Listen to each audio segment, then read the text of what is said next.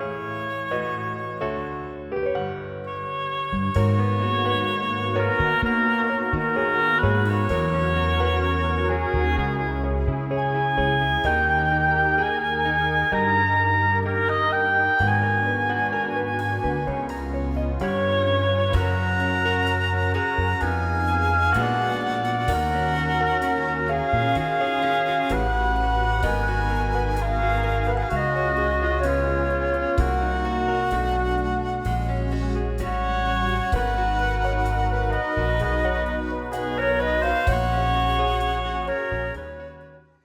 everybody, welcome again to our show. I'm here with, you guys know me, Sheldon Patesic, District 6 Commander, and you know, Dominic? Yep. Introduce yourself. How you doing? Dominic Giuliano, your illustrious state adjutant quartermaster. And we are here with our National Senior Vice Commander, Corey Geisler. Yep. Geisler. So, yeah, you got it right. Perfect. Thank you. We're honored to. I know you're a very busy man, so thank you for coming on. I don't know if you want to start off and tell us a little about yourself. I think you're running for the commander, national commander. So I'll let you take over. Yeah. Well, first off, guys, thanks for having me on. I really appreciate it. Making time for something like this that's easy. I love doing stuff like this, especially when it's reaching out to the different departments. But just a little bit about myself. I live in Heartland, Wisconsin. So for anybody who's trying to figure out where Heartland, Wisconsin is at, if you know where Milwaukee is at, I'm about 30 minutes west of there. Live out here with my family. My wife Beth and I, we've been married going on 21 years now. We have a 16-year-old daughter. 16, I think she thinks she's 25, 30. If anybody's got teenage daughters, you kind of know how that goes. But you know, I grew up on a small farm in southwest Wisconsin, and I think a lot of the things that I do in life and a lot of the things that I've done are really kind of rooted in that small town, that hard work, resiliency as far as, being out on the farm and in the woods all the time. That's kind of where a lot of my values come from, that small Midwestern town. But I tell you what, I spent 7 years in the Army, enjoyed all 7 years. I'm sure there's a lot of people out there that can tell you that, when you get out, you miss that camaraderie. And that's one of the things that I think a lot of us miss when we first get out, but I enjoyed all 7 years. I had a little bit different route than most people when they join the military. Typically, they get out of high school, and maybe join right away, maybe join a year or two afterwards after they've tried some things in life that don't work out. I actually joined the Army when I was 30 years old. So I had a full career in sales at Generac Power Systems, was very successful there, but kind of realized that, what was going on in the world, especially after 9/11, a lot of us talked about, we should join, we should do something, we need to, get out there and make things happen. But a lot of my friends, they didn't join. And I one day decided, you know what, I got to do this or it's just never going to happen. So yeah, at 30 years old, I walked into a Army recruiter's office and said, sign me up. When can I get the basic training? And, kind of the rest is history from there. Being grandpa at basic training was definitely a very different experience. So it was a little bit different route than most people go when they join the military. But like I said, I enjoyed every single moment of it. One of the things, I was a 31 Bravo, which is military police. I'm sure everybody loves when they hear about, military police. They probably had some sort of experience with it. But yep, there we go.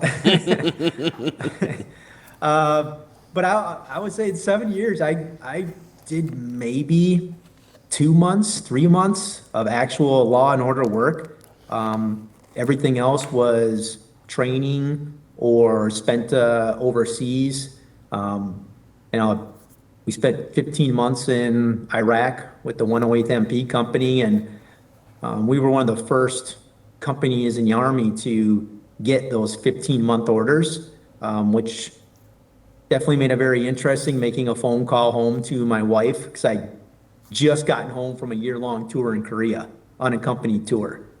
So I'm gone for a full year, 2006 to 2007, get home, and then all of a sudden, a couple months later, I got to tell my wife, hey, I'm going to Iraq and I'm going to be gone for 15 months.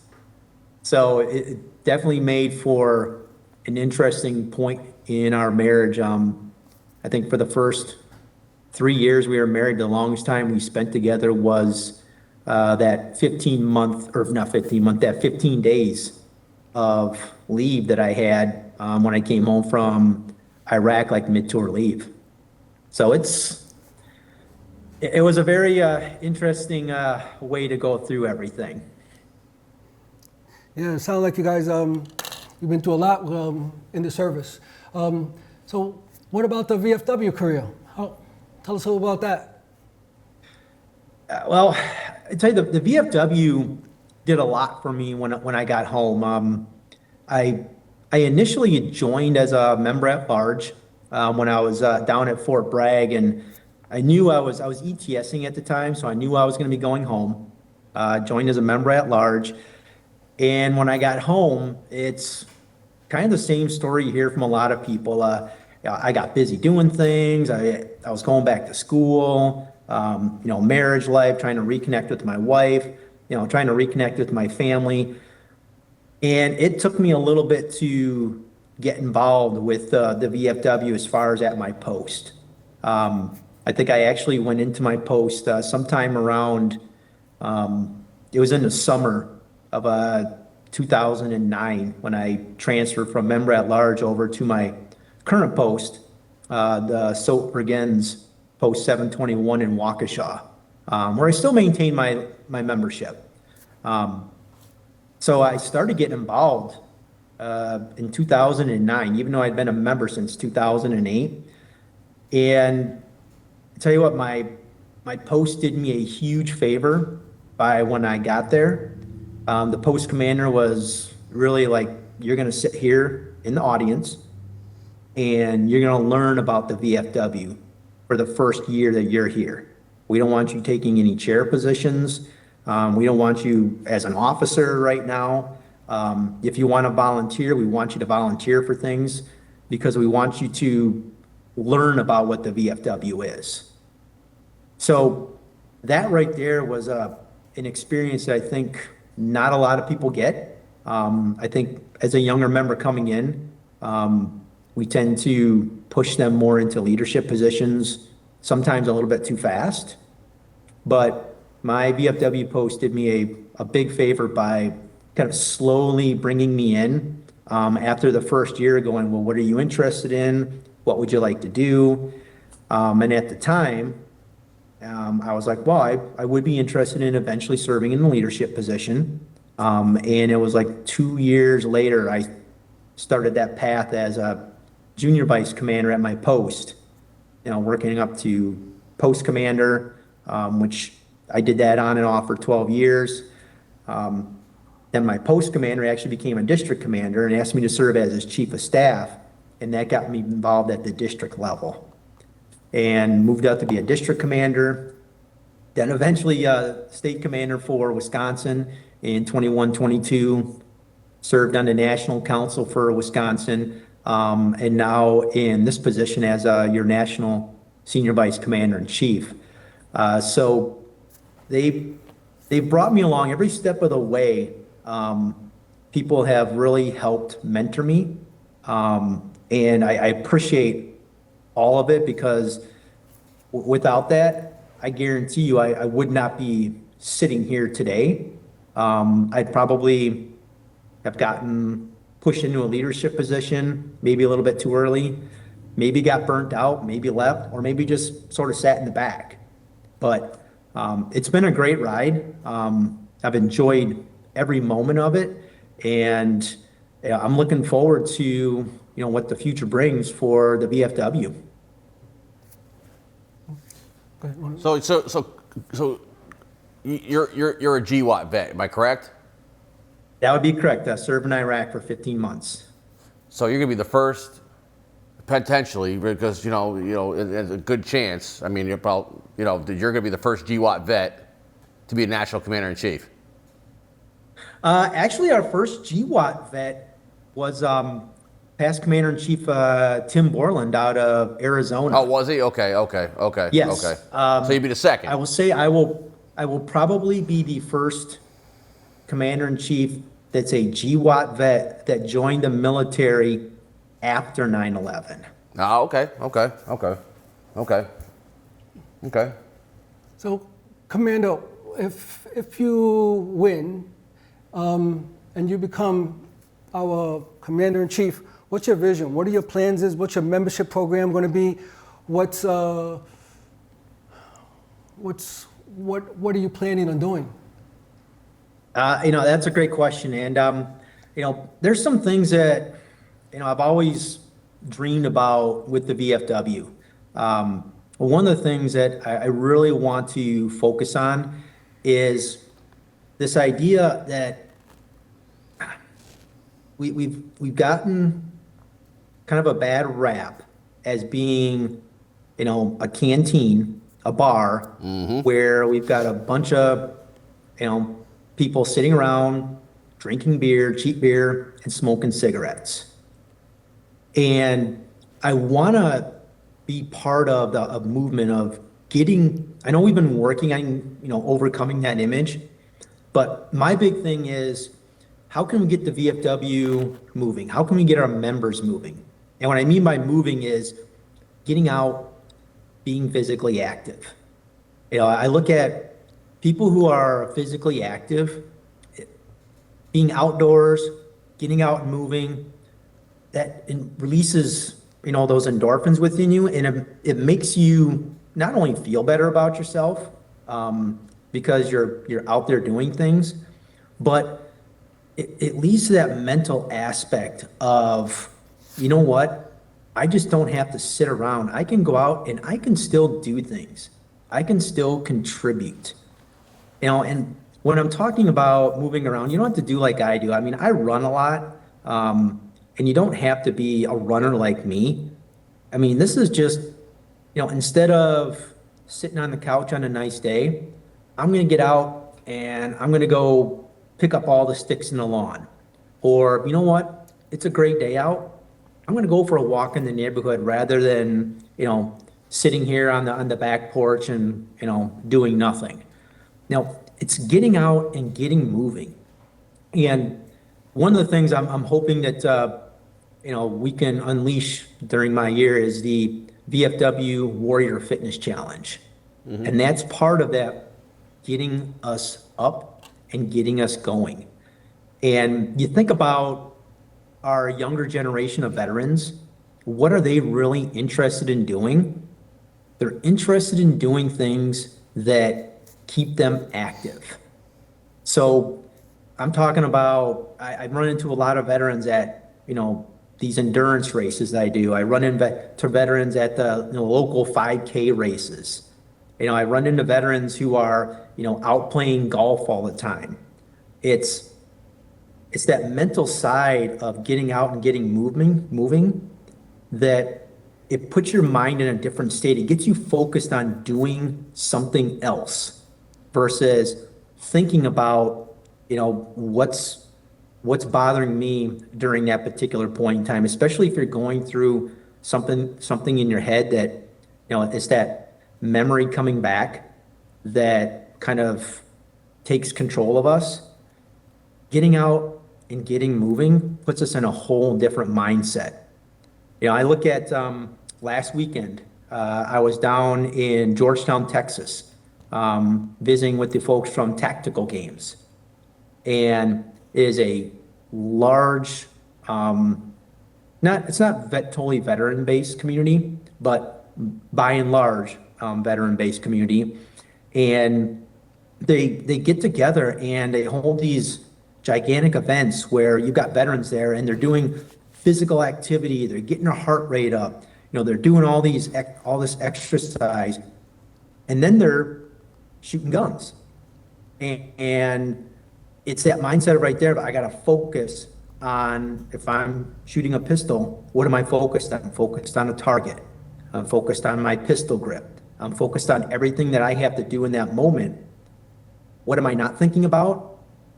I'm not thinking about, there's something going on at home that's really bugging me. Maybe my wife and I are having issues. Maybe I've gotten into it with my daughter, and, her and I aren't talking for a second. The things that would normally bother me don't, because I'm thinking about something else in that moment. And I think that's huge for our younger veterans, is this idea that the VFW is not just a bunch of old people sitting around drinking beer, smoking cigarettes. We are now going to be an active organization that is getting out and doing even more things than we even thought we could do before. So that's one of my bigger visions as far as, what I want to see with the VFW next year. The other big thing that I got on my mind is DPAA. So have you guys heard about the funding being cut for them? I haven't heard about it, no. No, we want to expand on that, please. Yeah, please. Yeah, so DPAA had their funding cut by millions of dollars, millions, which essentially means that this year will be the last year that they can send out fully funded missions. So that's all the missions that they would normally send out to do research on our missing in action, to send out investigative teams to be able to find out if there's something there for us to look at, and then send out a recovery team afterwards to actually try to dig up and recover any remains to, bring closure to that Gold Star family. Wow. This is the last year. Next year, what's going to happen is, because of the funding cuts, the missions will be reduced by at least 50%. Oh, wow. Yeah. Commander, so it's for POWs, MIAs, right, to bring them home, to recover. That's what the organization is all about. That is correct. DPAA, for those who don't know, it stands for Defense Personnel, POW, MIA Accounting Agency. And they are the people that are out in this world, like over in Europe. They're over in Southeast Asia, like Vietnam, Thailand, Laos, Cambodia, searching for our missing in action to bring them home so that they can be, have an honorable burial on U.S. soil, and those families can have closure as far as what happened with their loved one. Wow. And part of my mission, next year is to raise funds to help offset some of the costs, while also lobbying Congress. Hey, this is part of the warrior ethos. We don't leave anyone behind. And we can't forget that, as not just as an organization, because we've never forgotten that, but we can't have the country forget about that. So we need to make sure that DPAA gets its funding fully restored. Sounds good. Sounds good. Commander, is that the only organization that can bring these guys home? Because from what I understand, that we know a lot, where a lot of the MIAs are located, the remains, but there's no money to actually bring them back. Is that right? Well, there are other organizations that are out there that are trying to do the same mission. DPAA is the federally funded agency that does it. And the great thing about, if you don't know the history of how everything came about in Southeast Asia, you got to go back in time to when past Commander-in-Chief Bob Wallace out of New Jersey was the Commander-in-Chief, and Larry Rivers, who is a past Commander-in-Chief, was the Executive Director of our Washington, D.C. office. And they were able to help broker in kind of those talks with Vietnam. It wasn't popular at the time, but broker in those talks about bringing home our missing in action. And what that allowed basically the United States to do is start having relations with them again. And the great thing that DPA is able to do is, because it's a non-political agency, they're able to get in places and bring home missing in action that, if you try to send a politician there, they're probably going to get told, well, that's great, we like you guys, but yeah, we're not going to do anything with you now. Every country can understand the idea of bringing home, their missing in action and accounting for all their people. But they're really the main federal one that does it. There's other ones out there that, they go out there and they try to recover some artifacts, which might be like an ID card, an ID tag. But DPAA is really the big dog out there that's bringing everyone home. Okay. Commander, have you given any thought about what you're planning on doing for membership in the way of, for us to get all American? It's going to be 101%, 102%, 100%, changes like that, or change anything about how to reach all American? Yeah, so part of the All American program is, every commander-in-chief that comes in has a different a program to try to increase membership, try to get everyone going. For a post, what I've done this year is I've broken it out by the membership divisions. So there's 11 divisions that we've got it broken out by, and depending on what division you're in will depend on the membership quota that you have to hit. So, for an example, we've got the most posts that we have in the entire VFW are usually in that 90 to 104, which would be Division 8. And with that division right there, we're looking at 110%. To reach that All-American status. Now, some might go, oof, 110%, that's a lot. But when you take a look at the actual number of members that you have to get, I think if I took a look at it, it was like 3 or 4. So getting 3 or 4 members throughout the year isn't that tough. And in fact, most of the divisions that I see, like those going for All-American status, are way above that, way above it. All right. Hey, Commander, Yeah. I'm sorry to Yeah. interrupt you. Can you give me 1 minute, because we have to take a break, like a 1 minute commercial break. So Go for it. 1 minute commercial break. I love it. thank you. So just give me 1 minute and we'll come right back. Hold that thought, please. If you plan to travel internationally, beware of passport scams. Better Business Bureau Scam Tracker has received over 800 reports this year. These scams trick people into paying a fee to fill out a form that's a free download on the U.S. State Department's website. As a result, consumers may be misled into providing their personal and financial information on potentially unsecured websites. While there is a charge to get a passport, the forms themselves are free. Appointments with the State Department's passport centers are also free. If applying for the first time, you must do so in person. If renewing a passport, you can do so online. If you're running out of time, you can opt for expedited services and shipping through the official government website, travel.state.gov. Verify passport procedures through this website and plan ahead to prevent rushing into potentially fraudulent quick fix options. There are private companies that may pick up passports for customers. If you choose to use a passport expediter, check bbb.org to verify legitimacy and make sure it's registered with the State Department. Report scams to Better Business Bureau Scam Tracker. That's bbb.org/scam tracker.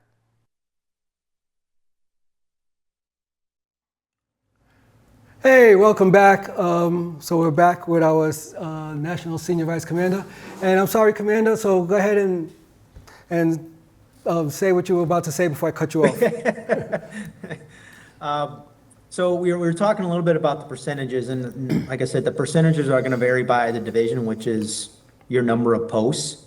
The other big thing I want to focus on, and it's kind of everybody knows it, but nobody wants to kind of admit to it or really focus in on it, and that is retention. We do, as a VFW, as a national organization, I can proudly tell you right now, 100%, we do not have a problem recruiting in new members. We annually recruit more new members nationwide than are deceased nationwide. Our issue has always been retention. And what people will tell you is they're like, oh, they're walking out the back door.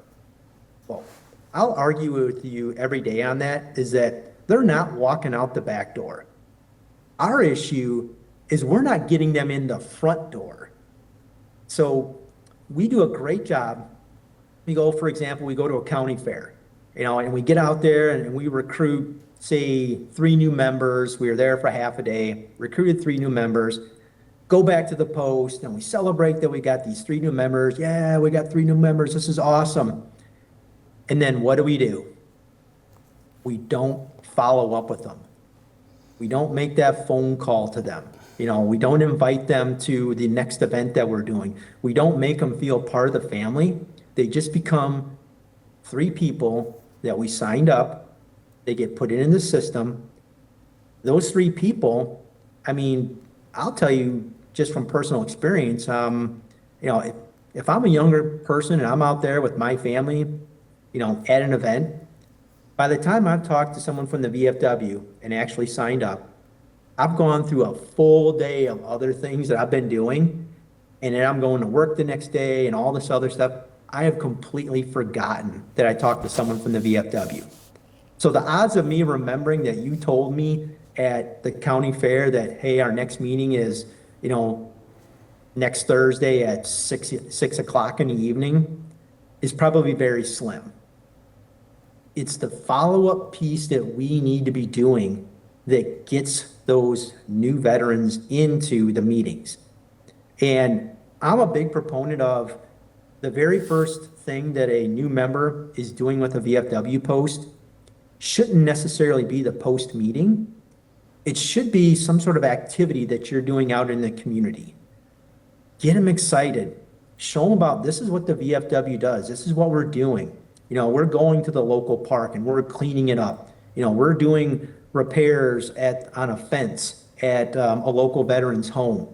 These are the things that we're doing, because what happens then is all of a sudden that member goes, well, that's great. We're doing all these things that, where do we decide? How do we make a decision on what we're going to do?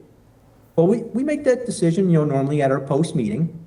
Hey, and if you're interested in stopping by, we do meet the second Thursday of every month at 6 o'clock. We'd love to have you there. Then get them into the meeting, then let them kind of see that business side of everything. Because if you invite them in the meeting, that's the first thing that they go to.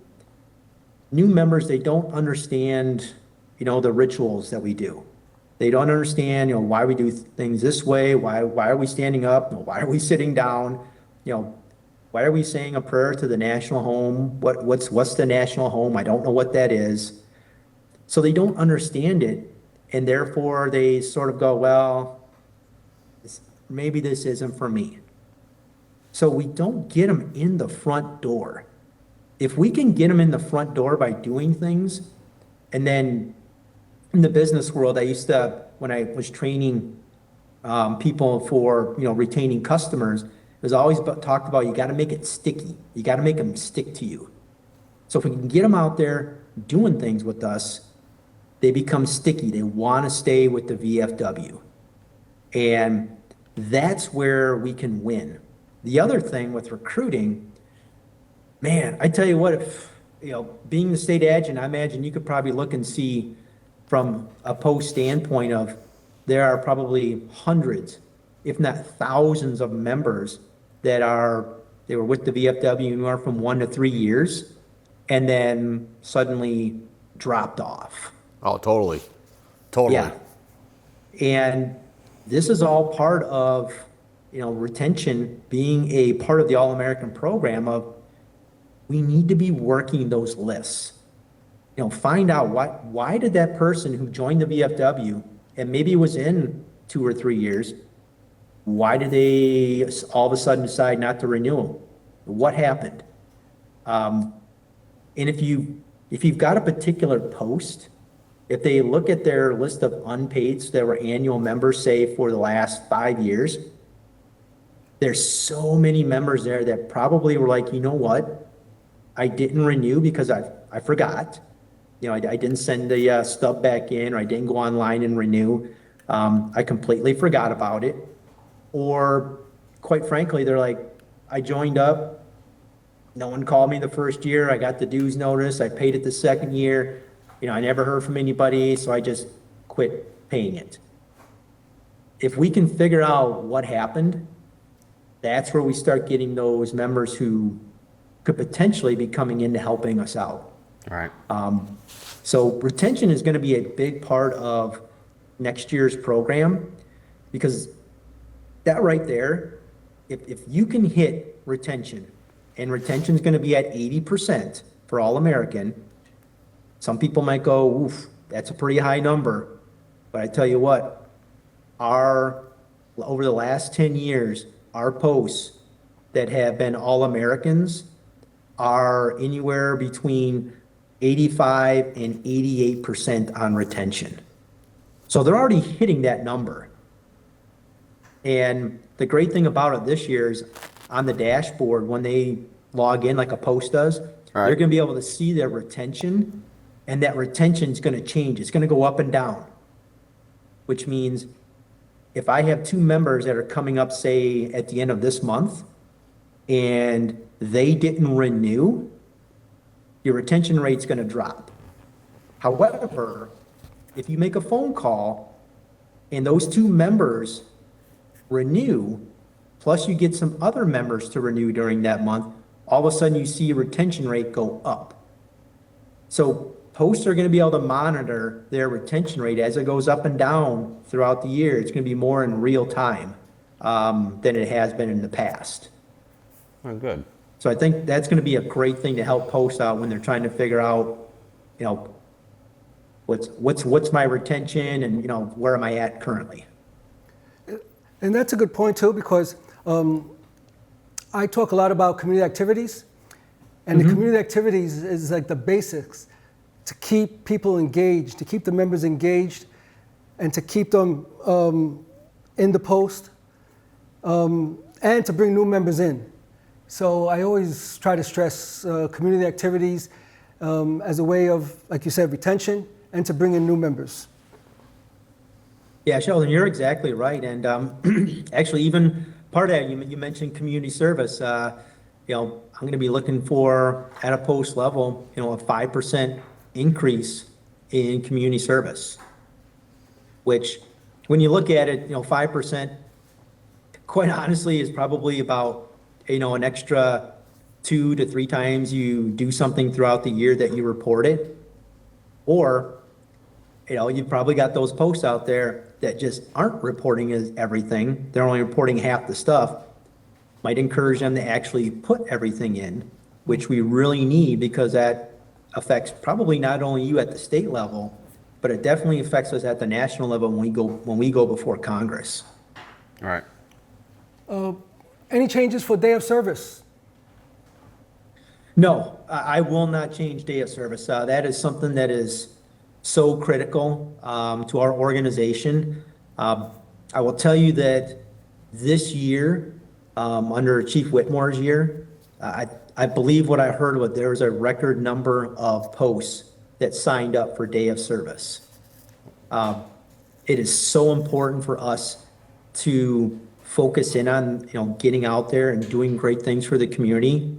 And tell you what, when you see that sea of blue shirts and it says, VFW Day of Service across the front of it, people look at that and they're like, what is that? What is going on? And it draws them to what's happening, and that starts that conversation. But no, Day of Service is very critical, and the criteria for that is still going to stay the same. Okay. Any more questions? Is there anything else that as far as the teacher of the year? I heard a rumor about teacher of the year is going to be part of the program for the membership. It Not is the All-American. Yep, bringing that back. Okay. And what I did is I didn't, in the past, I remember when I was a post commander, if you wanted to get credit as an All-American for Teacher of the Year, you had to have an entry for each level. Oh wow. Okay. And okay. Now it's just an entry. Okay, just one. So just one. I don't care what level it's at the post, if it's a middle school, high you. school, don't care. Okay. VOD Patriots pen still stays the same. Yep, that still stays the same. The donation to VMS still stays the same. The only other criteria that I put in there as far as a donation is there will be a donation link through the dashboard for DPAA. Okay. So a post to get All-American status will have to make a $75 donation. Districts will also be a part of this. They will have to make a $100 donation. So Heard a that, district Forrest? makes a 100. And then for a state, so like the Department of Connecticut, would have to make a $200 donation. Okay. Okay. That's fair. And the idea is really to help build that up. I didn't want to make it too large for the post. I figure $75. I mean, you could pass the hat around at one meeting and Right, probably have that $75. But man, if you have $75 and you multiply that by, say, I don't know, we'll say 1,000 for All-American posts, that's a significant amount of money that we can donate to DPAA to help bring home our missing in action. All right, that's great. That's great. That's great. I got one magic question for you. Will there ever be a Triple Crown adjutant or quartermaster? Will there ever be a Triple Crown adjutant or quartermaster? Because we do all the work. Come on, Commander. Let's, I know you guys do, and Come what? on, it. I mean, it would be great. It would be great. I think it's time. Wow, he's a strong advocate for that. I love it. Well, Passion. because I'm like 2/3 of the way there. Oh, okay. And you needed at which level? I needed a district, and I'll actually go down a district to go get it. That's fine. You know what I mean? Something like that. So, I'd like to, and I'll tell you that's something that I think a lot of people would like to see because I'm not the only one. Okay. I got that from somewhere. I think it's time. I think it's fair. I never was a post commander. Never was a district commander. I started up as a post quartermaster and stuff like that, and I went right to headquarters as a state adjutant quartermaster and stuff like that. So I didn't ever had the opportunity to do that, but I have excelled in my scope of responsibility, like a lot of others. And you would agree, Sheldon. Yes. There's people out there. There's guys. There's members out there and officers that really feel that there should be something like that for us. Because I probably will never have the opportunity to be a commander. You know what I'm saying? So, because I went that route, I'm just using me as an example. I went that route, and the job that I do here in the state of Connecticut, I'll never be a commander. Let's put it that way. Nobody wants that job, right? It's No, hard. nobody wants that job, Commander. Let's just be real. You're right. Once you're voted in a quartermaster, you're there until they put you in the grave, pretty much. That's right. He doesn't realize that, but that's exactly what's going to happen. That's what's going to happen. Forrest, stop laughing. Forrest, he's back there. The commanders, the incoming district commanders, laughing because he knows it. No, and you are right, though. I mean, I tell you what, our quartermasters and our adjutants are definitely the unsung heroes, and it's a tough job. I It's sat in that office up there, and I've watched our state adjutant like busting his butt Yeah. all year long when I was a state commander. Yep. It's not easy. I've had about 16,000 aneurysms. Let me see. I've done exorcisms. What else? So it's something, food for thought, Commander. Okay. I mean, I probably speak for the whole VFW at this point. I think it's time for somebody to somebody up there that's going to be the national commander in chief to say, hey, all right, it's time for the adjutants and the quartermasters to join the tribe, and stuff like that, because we do a lot of work and we do a lot of stuff in the background. And it's that's right there as that's I just put that plug in, and whatnot. So Yeah. No, that's a great plug. I will not I'll not say anything against that because you guys do a ton of work, and the commander is the one who wears the cap at the end. right. But yeah, let me take that under consideration. I would, like I said, I just wanted to put that plug in. I know you're incoming and stuff like that. It's something I think we would like to see, and I probably could. There's a lot of adjutants, a lot of quartermasters out there. We get all-American caps and stuff like that, but it would be nice to have that triple crown on our caps too, saying, hey, because maybe that would be something when people want to be quartermasters, or adjutants, So maybe something to shoot for. Okay. All right. Perfect. Well, thanks for the idea. I appreciate it. Yes, sir. And before I forget, Commander, so the National Judge Advocate, Ron Rusko from Connecticut, says hello. He wanted to be on the show. I got him too late, and he was already had other arrangements, and he'll be on next month. I got with Stanley Borshevitz too, who's on the council, and he's going to be on the next show. So they kind of missed you today. So I'm just going to put that out there. They wanted to be on, but I contacted them very late. So just put I'll that see him out down there. in Reno. How about that? Yeah. It's not that far away when you think about it. No, Like, it's not. It's far right away, around the but- corner.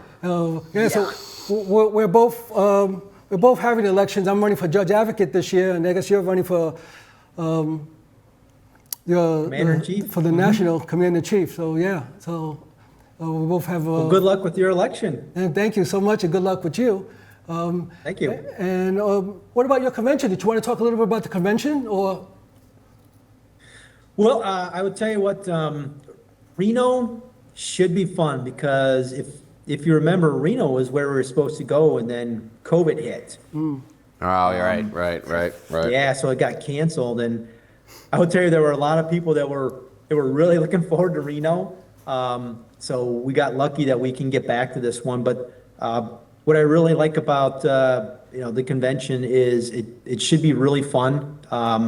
We've got a lot of great things lined up. You're talking like as far as like entertainment wise, we still got the cornhole tournament that's going on. Humana is introducing pickleball this year at this national convention. Mm-hmm. So there's like going to be, I think, a pickleball tournament, or you can go there and you can learn how to play pickleball.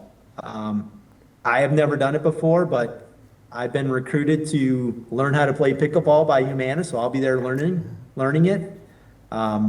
You figure they're lining up, if you're familiar with Irreverent Warriors, through the Grunt Style Foundation, there's a possibility of a very abbreviated Irreverent Warriors march. Not a full one where we'd be going like 10, 15 miles, but like a very small one.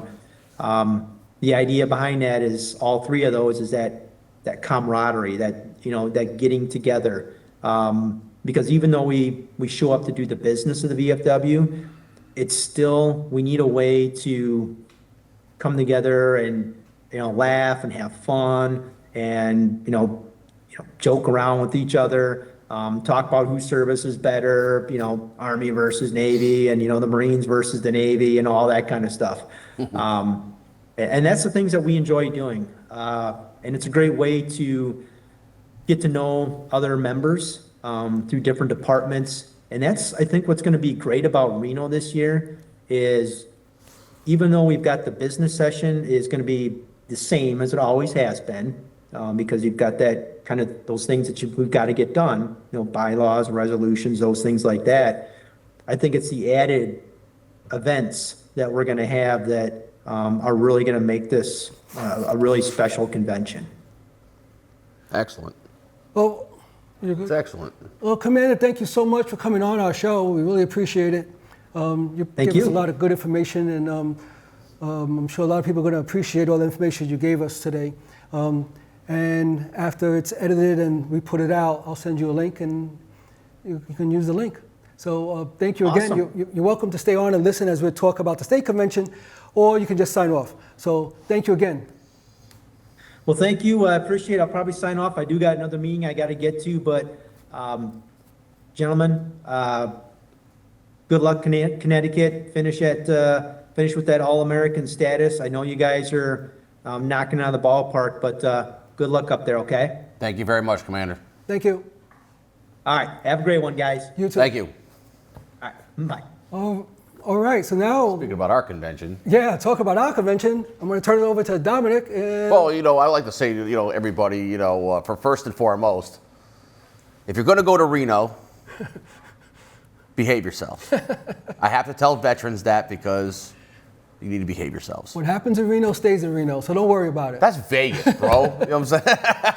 That's all Nevada. Yeah, all of Nevada. All right, so behave yourselves. That's for number one. Okay, you want to hear about it? I'm glad that you put this out. Yes, and also the control room has a copy. They can put it up of the time frame for the convention.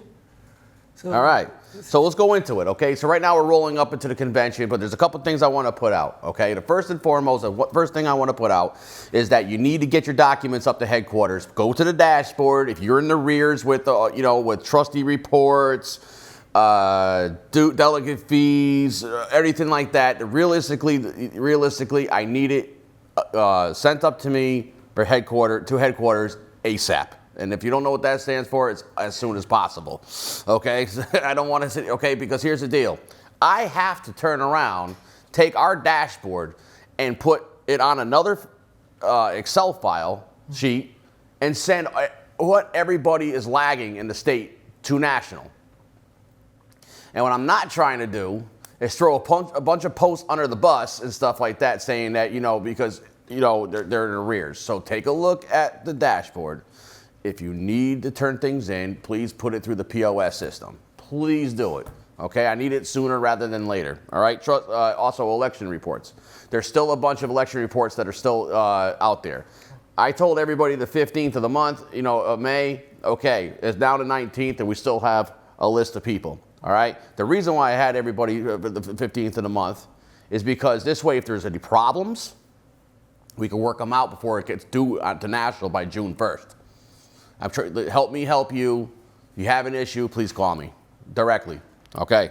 Next thing, we're going to talk about the convention. All right. Friday, June 12th. All right. Registration. Okay, 9 to 12 a.m. It's up 12 p.m. Excuse me, Sheldon. All right. Registration of delegates. Okay. It's right in front of the grand ballroom. All right.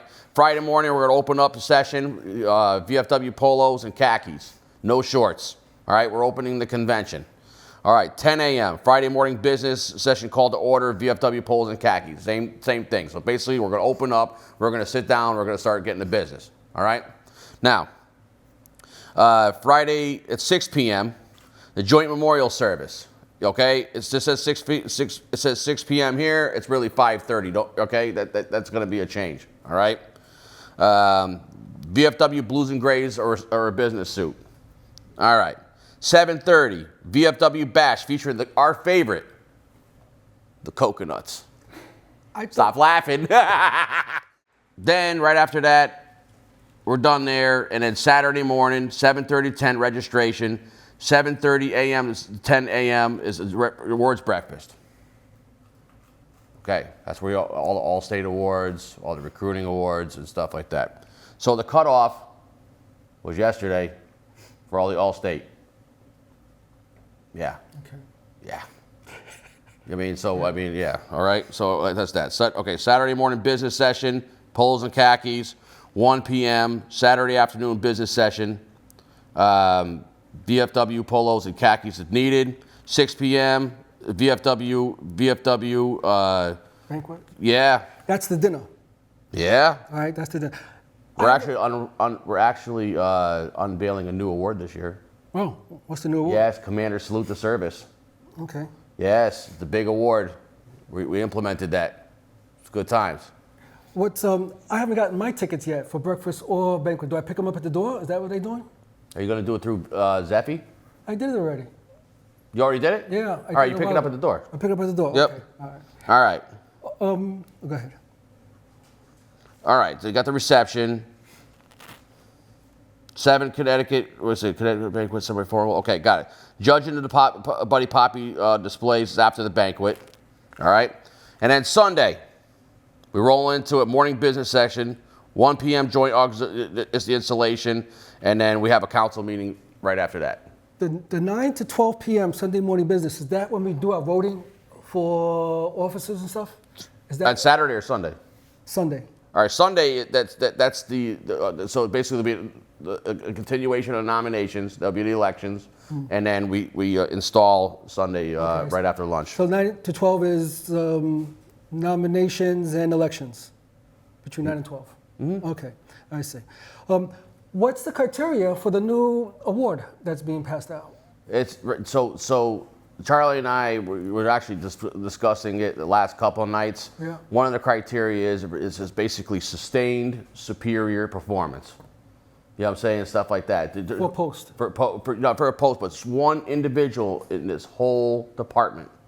It stands head and shoulders above their peers. That is, and whatnot. Oh, okay. So this is for an individual.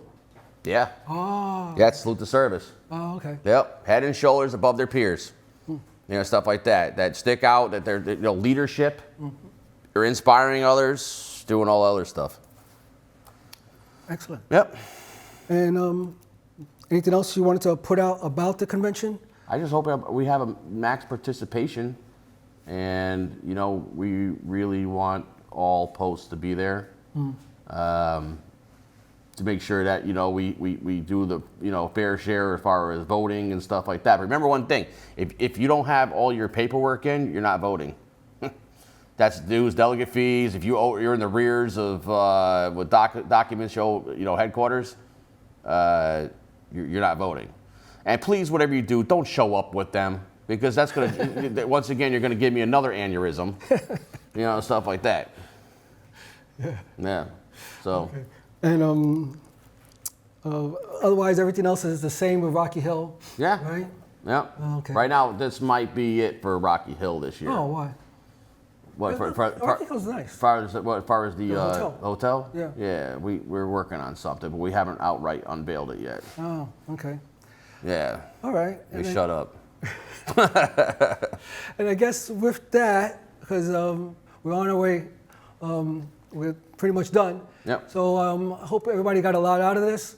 Good luck with the conventions, everybody. I hope to see everybody at the convention. And good night and good luck.